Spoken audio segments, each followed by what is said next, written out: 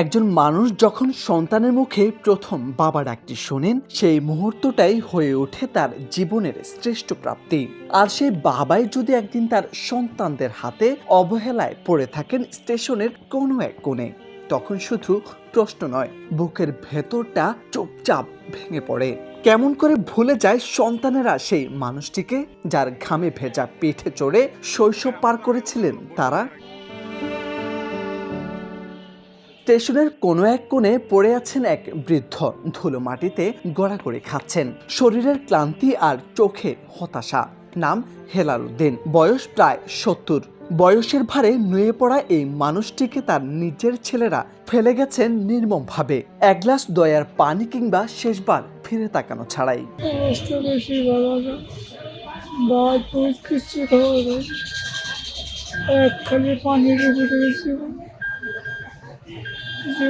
পানির উপরে যাইতেছি।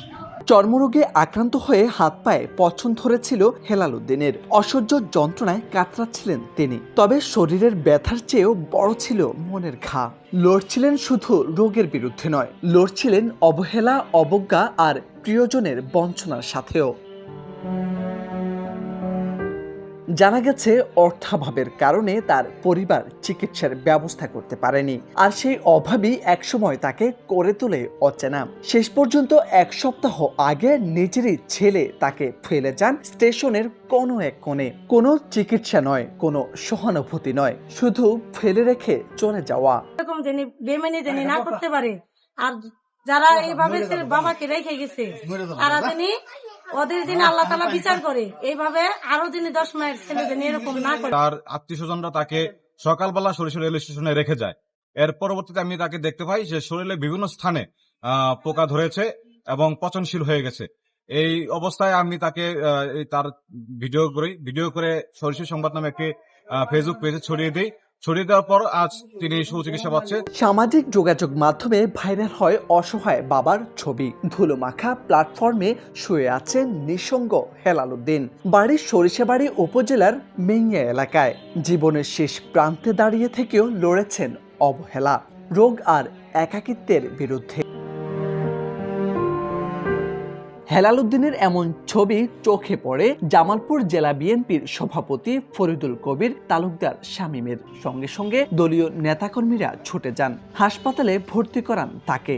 যেখানে পরিবার মুখ ফিরিয়ে নেয়, সেখানে এগিয়ে আসে বিএনপি, স্বেচ্ছাসেবক দল ও ছাত্র দলের নেতারা। তারা শুধু উদ্ধারই নয়, চিকিৎসার সব খরচ বহনের আশ্বাসও দিয়েছেন তাকে। গত 7 দিন যাবত আমরা ফেসবুকের মাধ্যমে জানতে পারি যে সরিষাবাড়ি রেলওয়ে স্টেশনে একটা বৃদ্ধ একটা অসুস্থ অবস্থা পড়েছিল। আমাদের মানবিক নেতা জামালপুর জেলা বিএনপির সভাপতি জনাব ফরিদুল কবির তালুকদার শামীম সাহেবের নির্দেশে আমরা তাকে হসপিটালে নিয়ে আসি।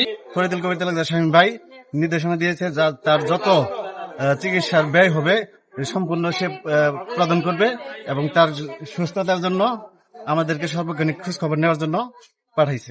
খুবই করুণ ছিল, সরিষাবাড়ি রেলওয়ে স্টেশনের পাশে পড়েছিল এবং কি ওনার শরীরের প্রায় 60% মানে পচন ধরে গেছে, পোকা হয়েছিল, নেক্রোসিস হয়ে গিয়েছিল এবং ম্যাগটস তৈরি হয়েছে, যেটা তার অবহেলা অযত্নর কারণে জিনিসটা হয়েছে যে ওখানে পোকা ধরে গেছে। প্রায় 1-150 পোকা আজকে বের করা হয়েছে, যা পাটা পচনের দিকে চলে যাচ্ছে। এটা আমরা আজকে মোটামুটি ড্রেসিং করে কিছুটা ভালোর দিকে নিয়ে আসতেছি, চেষ্টা করতেছি আর কি। ভর্তি রাখবো আমরা, পরবর্তীতে ওনার রেগুলার ড্রেসিংয়ে যতটুকু উন্নতি করা যায়। হেলাল উদ্দিনের গল্প আমাদের সমাজে আয়নার এক নির্মম সত্য তুলে ধরে। রক্তের সম্পর্ক অনেক সময় ব্যর্থ করে, অথচ অপরিচিত কেউ হয়ে ওঠেন শেষ আশ্রয়, হয়ে ওঠে আত্মার আত্মীয়। মোর্শেদ আলো, সময়ের আলো।